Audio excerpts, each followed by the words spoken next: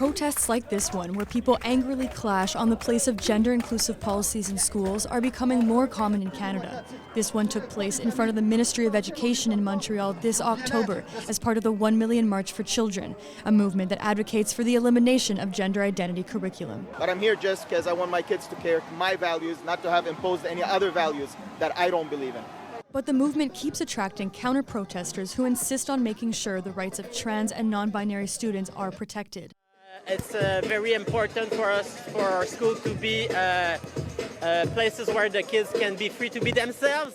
And we oppose all transphobia, homophobia, and that's why we're here this morning.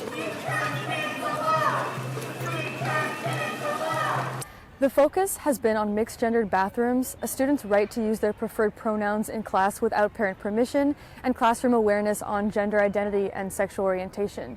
But the protests are not confined to the streets. The Westmount Public Library, which offers a wide selection of gender-inclusive material and children's books, has also received backlash and protests of their own.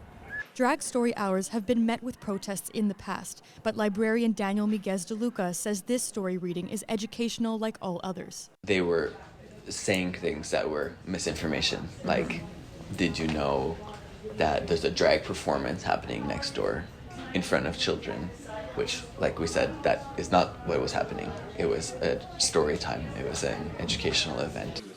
The selection process for gender-inclusive books is like other subjects, says librarian Wendy Whaling, who looks for themes of empathy and understanding. So it just used the mirrors and windows analogy, so they find themselves in the books, but also the windows where they can look through a window and see into the lives of other people. Librarian Miguez de Luca says teaching children about gender diversity reduces transphobia and homophobia in the long run.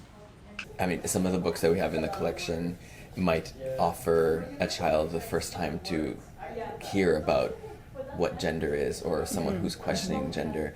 So even if they themselves are not questioning their gender, if they then encounter this again in their lives in another context, in another book, they've been presented with this in an appropriate way. While both sides speak of child protection, Alexandre Renville, the director of an organization that works with parents of gender-diverse kids, says removing gender-inclusive policies from schools will harm trans youth. They say that they are scared of adults imposing stuff on kids, but what they are defending is the rights of parents to not have trans kids.